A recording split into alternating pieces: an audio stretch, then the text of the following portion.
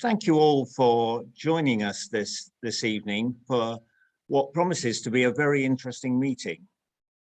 The subject of tonight's lecture is Anglo-Libyan relations in the 20th century. I can recall a couple of meetings in recent years at the Society which have covered Anglo-Libyan relations, but only touched on them during specific periods in the 20th century. Richardson gave us a fascinating talk based on his book, Operation Idris, about the establishment of the monarchy in Libya, as seen through the eyes of a few British soldiers and administrators in Cyrenaica who were involved at the time, including his father. And Dominic Asquith read us some very moving, unpublished excerpts from his father's diaries and personal papers about his family's time in Tripolitania in the early 1950s. But I think this evening may be the first lecture that we've had to cover a broader sweep of Anglo-Libyan relations in the 20th century. I'm therefore very pleased to introduce and welcome Rupert Wieloch to give the lecture this evening. Rupert is an author, historian, and public speaker who writes and lectures primarily about international relations and military history. Rupert had a very distinguished career in the British Army, during which he served in almost every theatre: Belfast, Cyprus, Kuwait during the First Gulf conflict, Bosnia, Iraq, and Afghanistan. He has direct experience of Libya, having served as a senior British commander there from late 2011 into early spring 2012.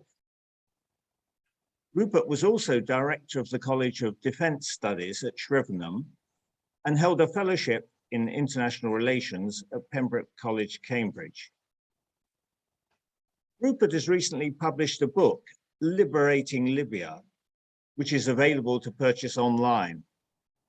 I confess, I've not had a chance to read the book myself yet, so I'm really looking forward to hearing Rupert's insights here tonight.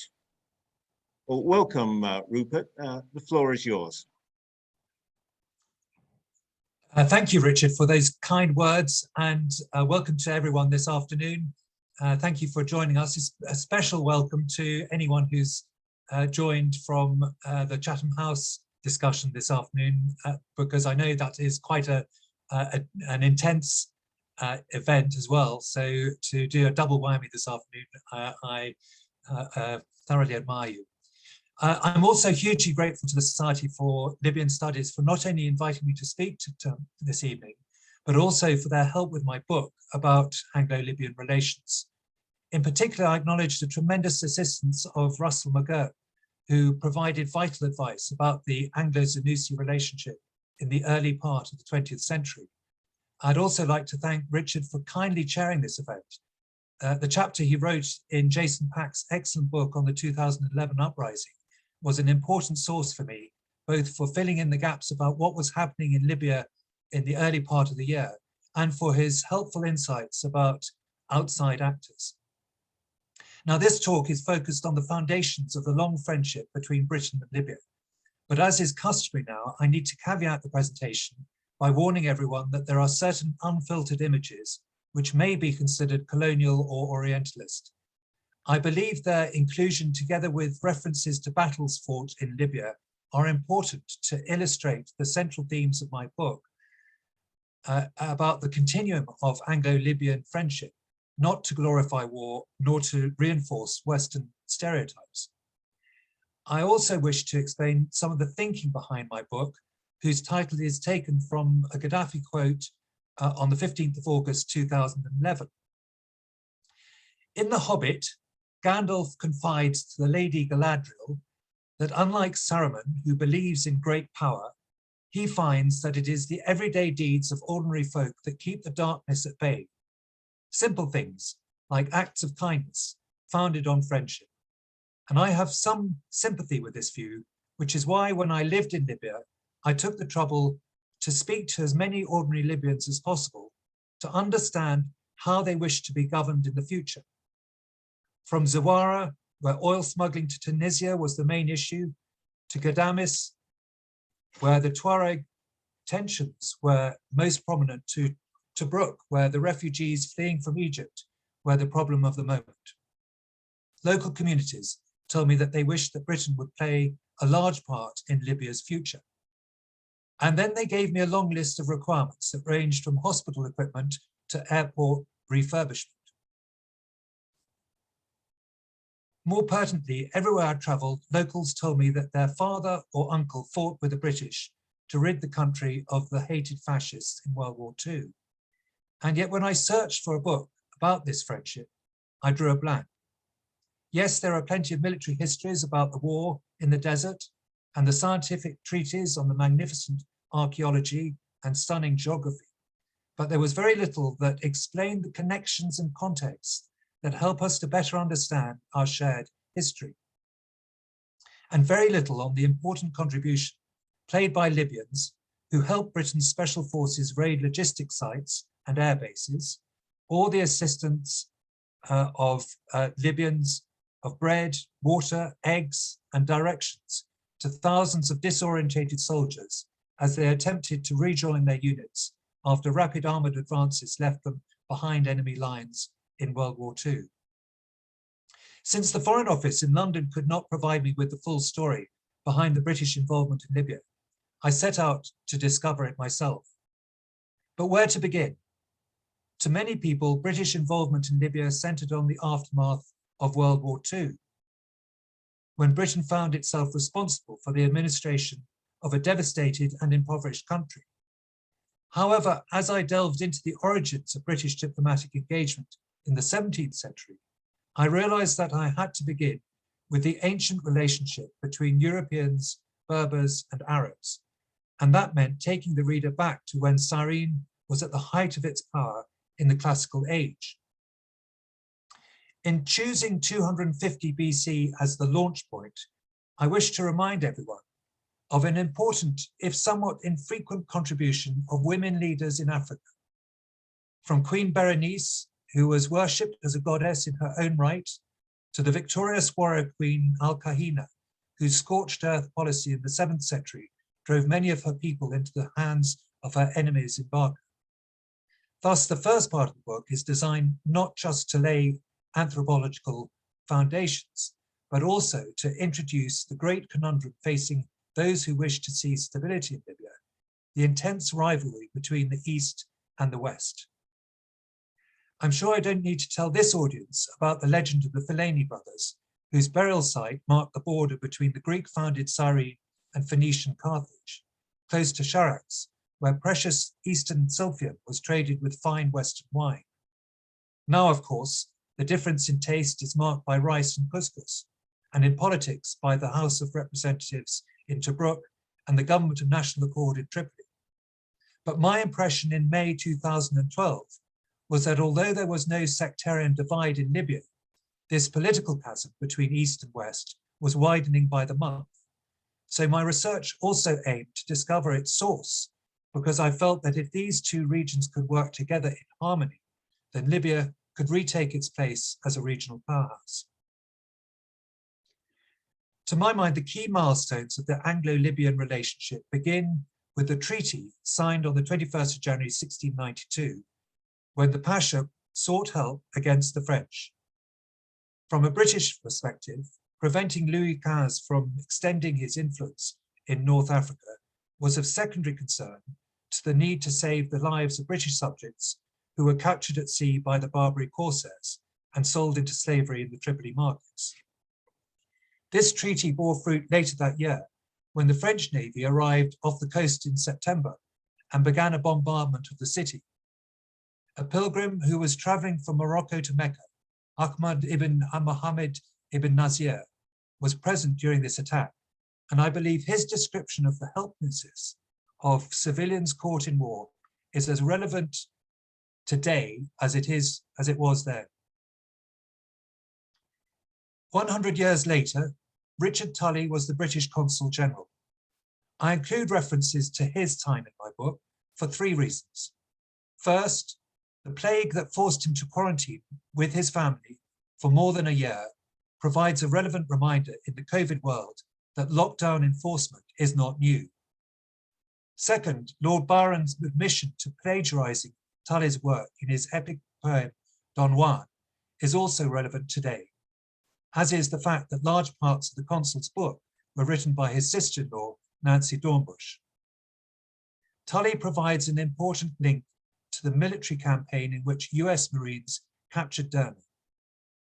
This seminal operation, that was the first American overseas campaign, made the Washington government realize that if they wished America to be a successful trading nation, they would need a powerful navy to protect their ships. Little did the US senators realize then how frequently their navy would deploy off the Libyan coast in the future. My third major British milestone was the scientific survey of the Libyan coast conducted by the Beachy brothers. The description of their overland journey from Tripoli to Benghazi was particularly valuable to me because I used that route to extract my military team after it was recalled by London in 2012. Now, exactly 200 years ago, the Beaches were about to travel to the necropolis at Cyrene, having completed charts of the sites around Benghazi. Apart from their superb drawings, their legacy also includes useful lessons about working in Libya that are still relevant today. But what makes their tale so poignant is the heartbreaking story of Jean-Raymond Pasha, who won the French Geographic Society's prize for his survey of Eastern Libya, but whose suicide is made all the more tragic because his sumptuous book of 400 pages complements the equally stunning report published the following year by the Beachy brothers. I include the work of three colourful British consuls in the book because their contribution to making Britain the leading partner of choice in the 19th century and preventing the French or anyone else from colonising Libya was pivotal in establishing a tradition of Libyan resistance. They also assisted many budding archaeologists and international explorers who attempted to cross the Sahara, including the abolitionist James Richardson and Alexandrine Tinné, who was determined to become the first woman to cross the Sahara, but was murdered before reaching Gat. I include these photos with a health warning about the Orientalist imagery for two reasons. First, to counter the idea that desert exploration was a male-only activity, as Rosita Forbes and Barbara Toy later proved. And second, what particularly interests me are the lessons for working in Libya, and the key question, why did some explorers die while others were successful? In this regard, one of the most important Anglo-Libyan milestones was the expedition run by Smith and Porcher to Cyrene in 1860. In their majestic volume, they hint at a secret mission to advise the government whether the region should be secured as a colony. Counselling against this course of action, Smith describes the innumerable difficulties they experienced and suggested that the population was totally unsuitable for achieving the public works necessary.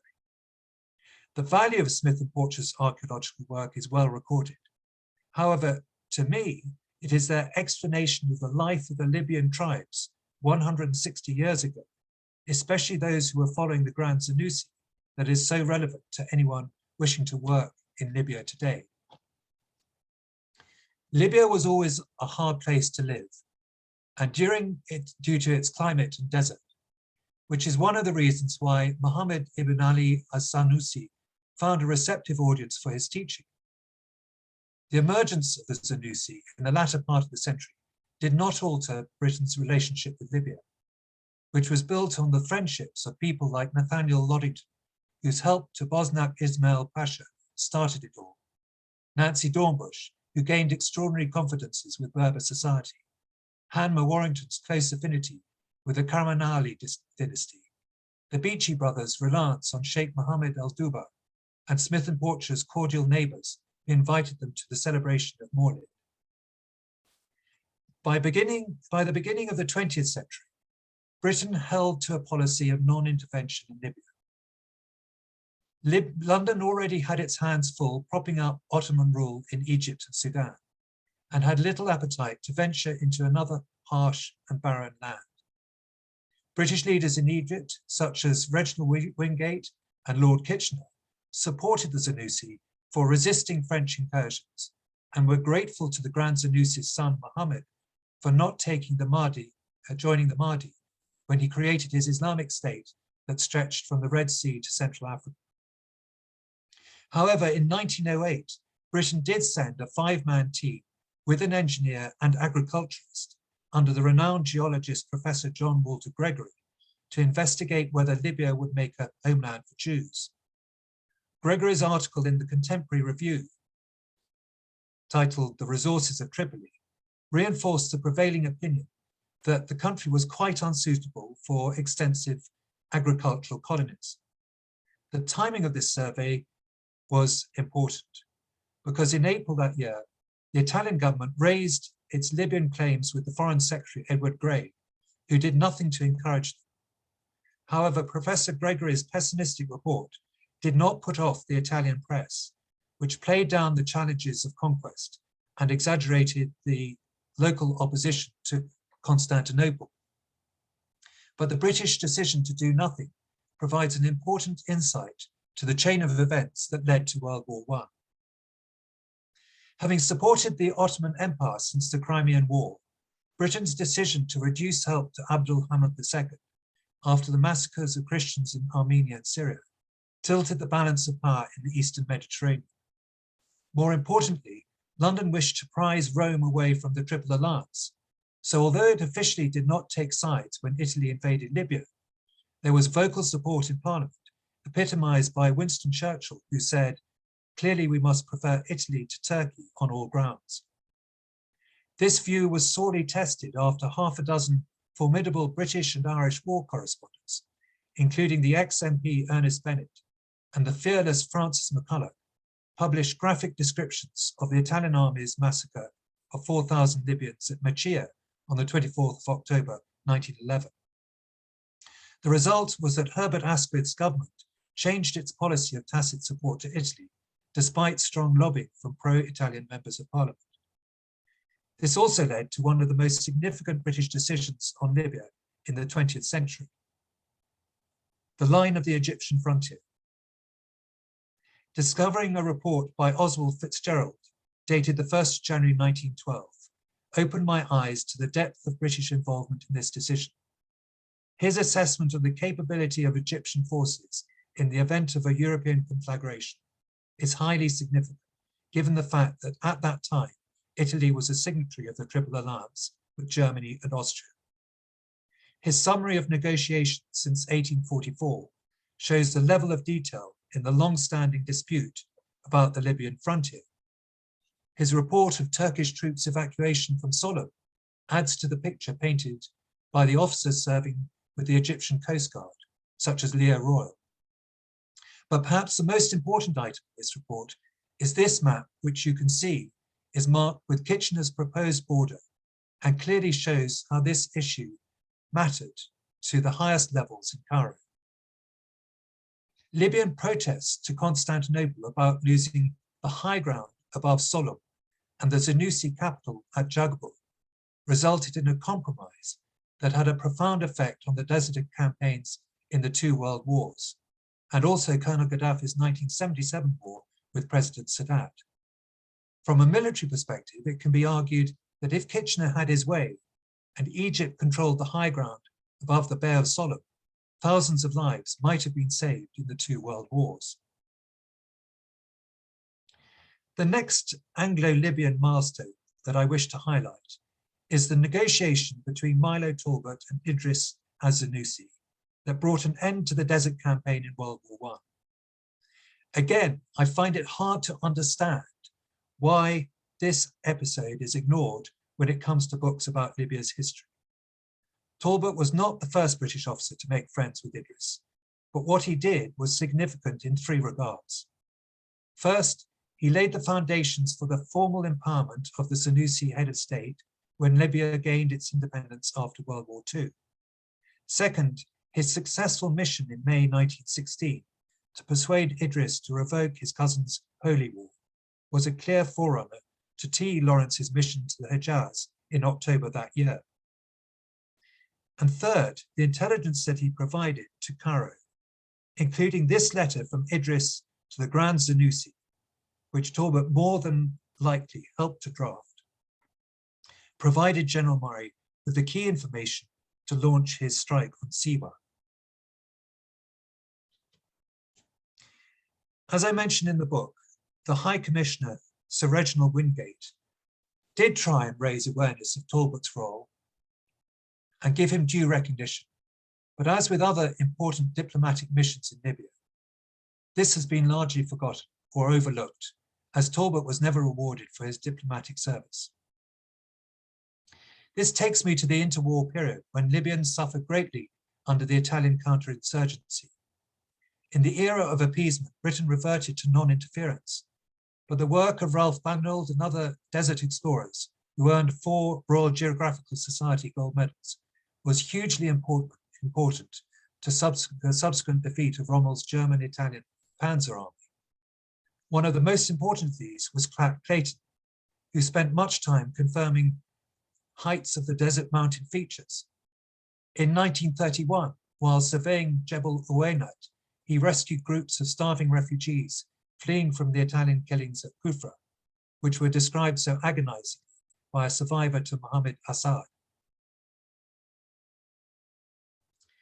According to Eric de Candle, the end of the war was characterized by friendly young Englishmen in khaki shirts and shorts dashing about the countryside in dilapidated 1,500-weight trucks, distributing food, supplies, and helping the tribal and urban leaders to re-establish their affairs on Arab lines. There was also the sad business of burying the 10,000 Allied casualties in the 4 Commonwealth war cemeteries around Libya. The British administrators were joined by women such as the pioneering nurses, Mary Benson and Anne Withers, who began training Libyan midwives at Benghazi Civilian Hospital. Whatever your view about the Zanussi, and whether you are pro or anti-republics, the assistance provided by British men and women who helped Libya in the 1940s deepened the friendship at a time when other nations were more interested in territorial gains. After independence, the new Libyan government did not seek help from Britain immediately because they wished to partner with Egypt. But the price Cairo demanded was too high in terms of handing over the sacred oases of Chagabul. Tripoli turned to London and agreed the Treaty of Friendship, which led to a relatively stable period of 15 years. By the time Queen Elizabeth II visited King Idris, Tobruk, Benghazi, and Tripoli were all thriving, but the budget deficit, which fluctuated between $3 and $5 million, was mainly underwritten by the British government. Nevertheless, archaeology prospered, trade flowed, and Hollywood made films in the desert.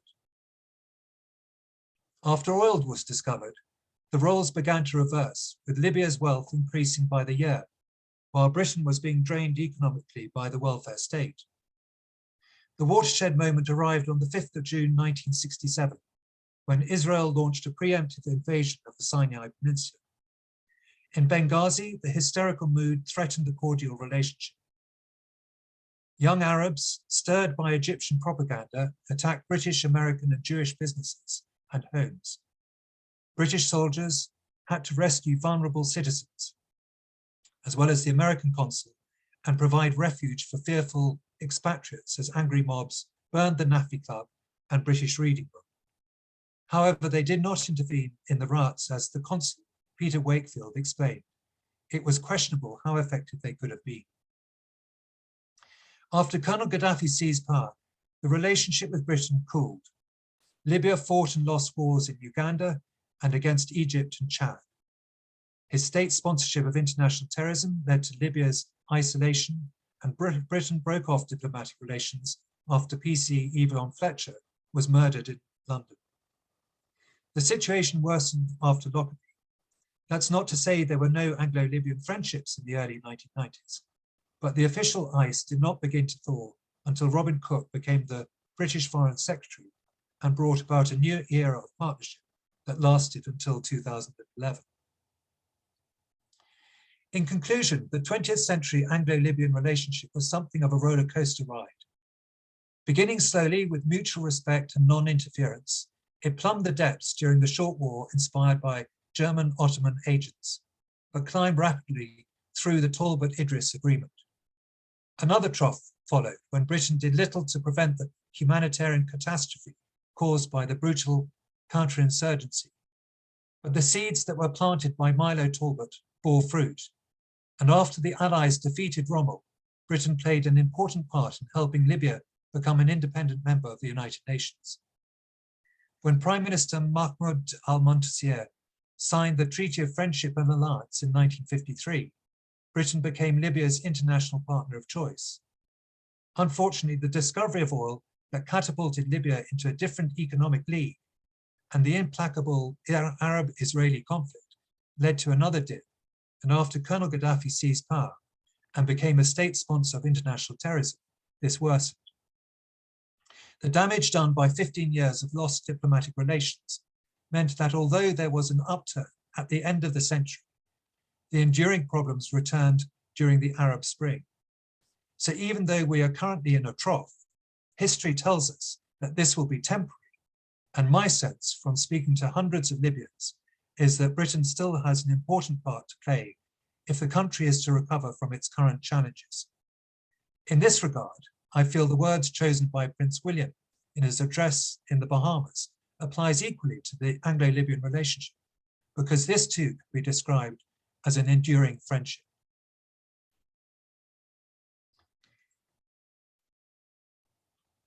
I've touched on some of the stories in my book, but there are dozens of other discoveries, as well as an enticing foreword by Professor Chris Donnelly and an enlightening afterword by Jason Pack. If anyone would like to buy a copy, I offer a £5 discount to society members, and you can see the contact email address or website to contact me if you would like one of these. Thank you.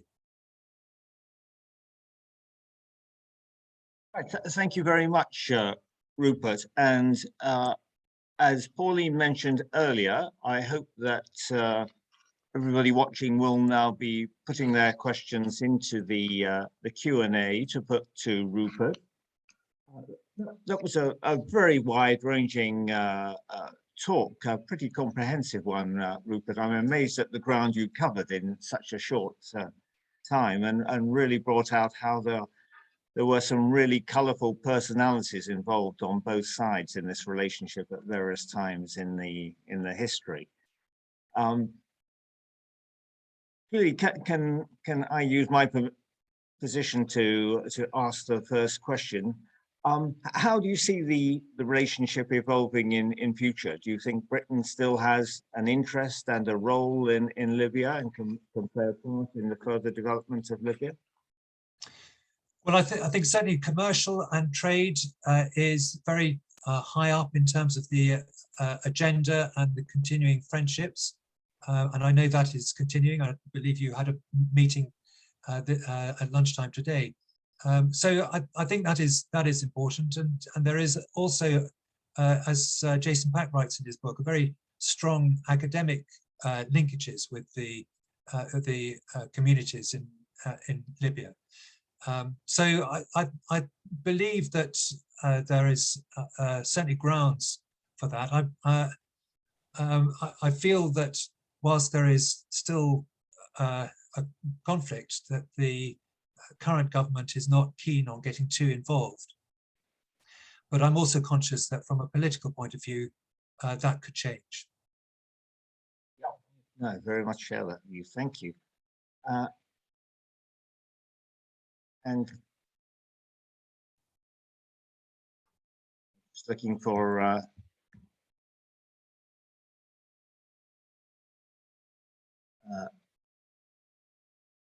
yeah, any more comments in the Q&A? None coming yet. So I was intrigued as you were talking. Clearly, you had a wide range of sources. There's not a great deal of published material about Anglo-Libyan relations over that period.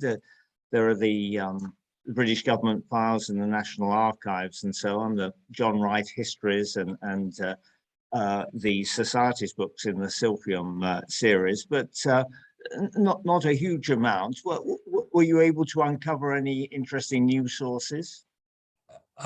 Well, there are about 7 or 8 books that were written by British correspondents after the Italo-Ottoman War in 1912, and they provided a important source for me. In the First World War, there is a lot of material, again, in terms of the Arab Bulletin and the weekly reports which came from Egypt and the official dispatches, and then the big treaties in the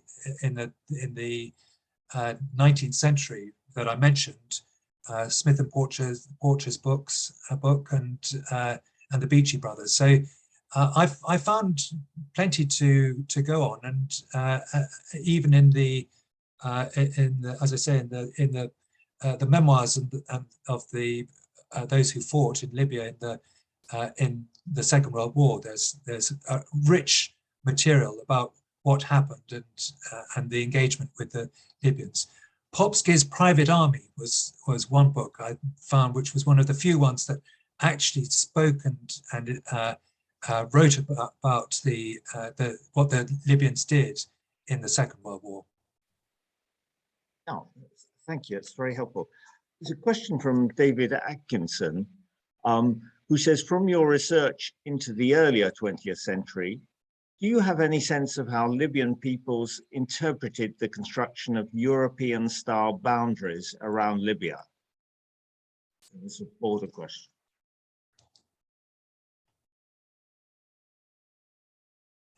I think that in the 19th century and earlier, the eastern border between Egypt and Marmaritsa was really marked by the desert, and the Nile Valley provided Egypt with its wealth, and the Libyan desert really provided the difficulties and the challenges. But as I said, the actual frontier dispute was registered back in 1840, and I have the list that I found in Fitzgerald's letter, which I can provide, and actually you might be interested if you in seeing what was the thinking from the 19th century point of view. But from a Libyan people, it's very difficult to find writings about the Libyan sense of their own country and their borders. Yes, especially that early, I would think. And I imagine in the 19th century that parts of the southern border were not properly demarcated or agreed on. I mean, what I certainly did find in when I went to the south was that the tribes that controlled the oasis, like Gadamis or Kufra, had a symbiotic relationship with the tribes, the Tuareg and the Tabu, who supposedly owned the valleys and the deserts, and so that sense of a porous border in the south, which is so difficult to police and has caused so many problems in terms of the migration into Europe, provides a huge challenge. It's not impossible to deal with that, but at the moment it's something that is taking a lower priority. Yeah, and yeah, I imagine as you say, there isn't much recorded of what Libyan personalities or officials thought about the relationship before the Sanussi. I imagine it would have been Ottoman officials anyway. Yes, and one's got to remember that that obviously there's the Berber community as well as the Arab community there, and a smattering of Europeans as well from the classical age. Is there anyone else bursting to ask a question? Yes, Salim Meyer. A very interesting talk, Rupert. Can you tell us about the loot of archaeology conducted by Smith Porcher and the Beachley brothers and the whereabouts of the stolen artifacts? Yes, they are quite well recorded actually, and the British Museum has some. They're scattered around. They are recorded, and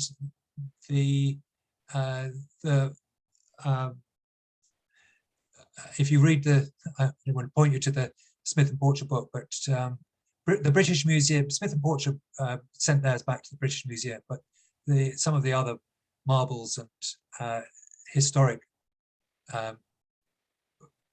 items went not only to England but also and Scotland, but also to France.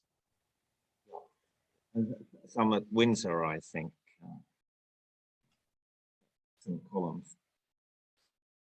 Yeah, thank you. Are there any other questions that people in the audience are burning to ask?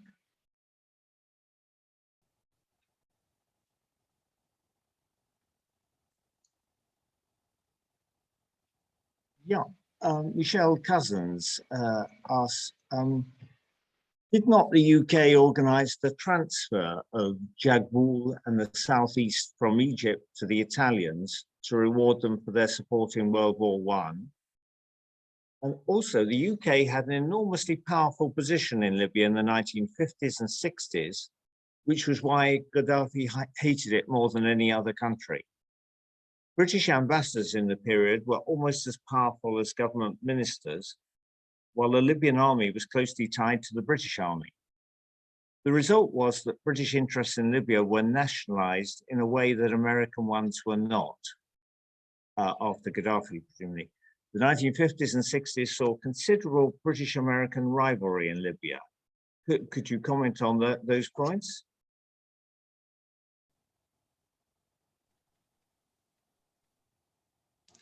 Well, there were two armies, Libyan armies, at the time.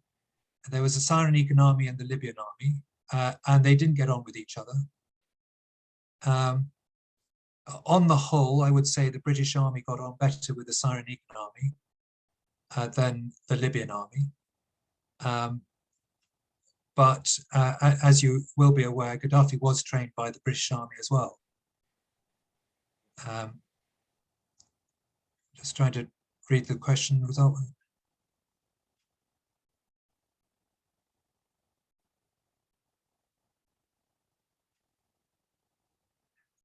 I believe that I'm not quite sure about the question. The question, certainly in terms of the first part of the question, that the map that I've showed is a 1911 map. So, and that shows that Kitchener was not keen on giving Jagwool to the Italians. It was the Ottomans who wanted the change made for certainly not a reward to the Italians. As far as the Americans go, again, I write about this in the book in terms of the relationship and tracing what happened. I would say that it would be incorrect to say that the American interests in Libya were not nationalized at all. I would say the American problems in Libya in 1967, 68, 69 were much deeper than the British problems in terms of the relationship with Gaddafi. And again, it's in my book. No, thank you. That's very interesting. I mean, at a lower level, below government level, there was a lot of interaction. For example, I've read stories of British troops helping in Benghazi after an earthquake. I think it was in 1963, and providing considerable relief to the population there and helping rebuild clinics and facilities. So there must have been a good deal of contact on the ground beyond government to government business. Yes, there are dozens of examples of, and I mentioned the medical side of things in terms of the assistance in the 1940s and 1950s, and as well as the economic and scientific and academic assistance that was given by Britain to Libya during that time. Michel comments that he was talking in the transfer of Jagbul to post-World War I, and also the earthquake I mentioned was in Al-Marj. So yes, that's correct. Elizabeth Gardner asks, so interesting, thank you. I read in a 1940s small publication by Bontoff Cyrenaica that 1911 to 1943 was seen as a 32-year continuous conflict by the Sanussi. I was wondering if your research echoes this perspective. I can completely understand that perspective. Again, it's important to slightly differentiate the role of the Sanussi in the 1911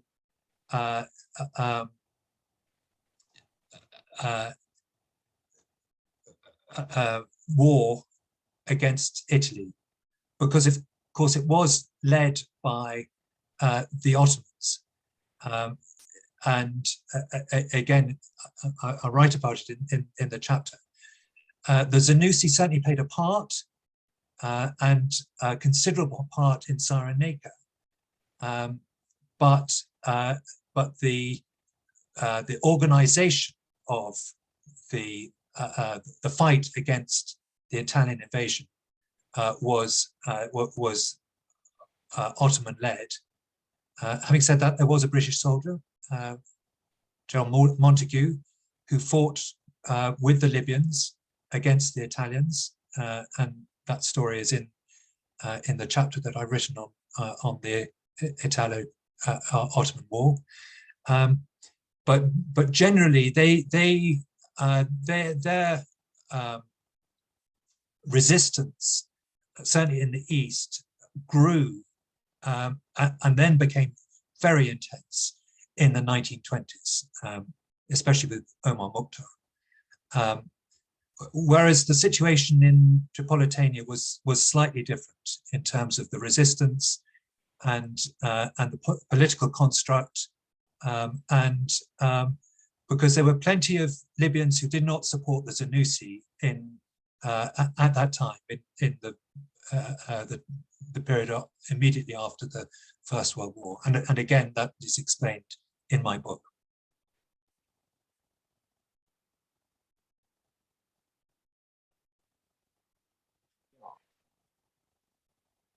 I would only comment that when Gaddafi came to power, of course, soon after that, the British continued to be involved. British commercial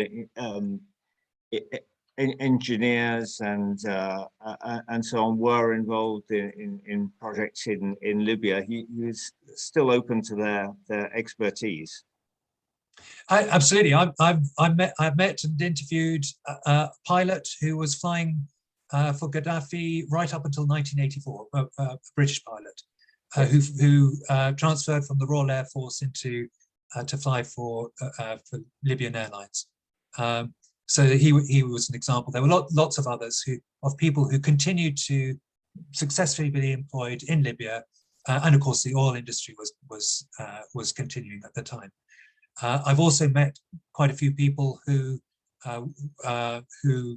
went across in the 1990s, including, I believe it was Channel 4 did a film about the mother of Yvonne Fletcher meeting Colonel Gaddafi in the desert. So there was continued engagement, even though diplomatic relations ended in 1984, and the formal aspects of the treaty, certainly the defense aspect, where Britain was providing missiles and tanks, ended within a few years of Gaddafi taking power. Thank you. We have another question from Elizabeth Nathaniels. What role has the university in Benghazi played in the development of the country? It was designed by British architects. Oh, I didn't know that. That's a very specific question. It's a very specific question, and I don't know the history of the university in Benghazi. I visited the Technical College, which is a university now in Bani Walid, but not in Benghazi.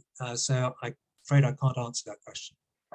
I don't know anything about that, but yeah, but thank you for the question, and perhaps somebody else who sees it will know and be able to give the answer later. Thank you.